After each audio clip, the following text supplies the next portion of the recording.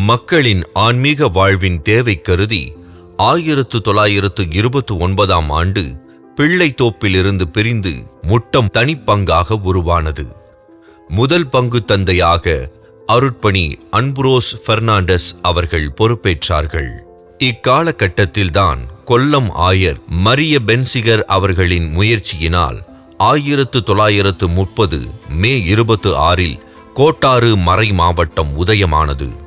புதிய மறை மாவட்டத்தின் ஆயராக லாரன்ஸ் பெரேரா பொறுப்பேற்றார்கள். எண்ணற்ற அருட்தந்தையர்களின் பணிகளாலும் முட்டம் பங்கு மக்களின் அர்ப்பணிப்பு மிக்க கிறிஸ்தவ வாழ்க்கையாலும் முட்டம் பங்கு 2013ஆம் ஆண்டு தனது பங்கு நூற்றாண்டு விழாவை கொண்டாடி மகிழ்ந்து சிறப்பாக பயணித்துக் கொண்டிருந்தது. 2023 பிப்ரவரியில் ஆலயம் புதுப்பித்தல் பணி துவங்கி 2023 டிசம்பர் 22 அன்று கோட்டார் மறை மாவட்ட ஆயர் மேதகு நஸ்ரேன் சூசை அவர்களால் அர்ச்சிக்கப்பட்டு 10 நாட்கள் விழா நடைபெற்றது.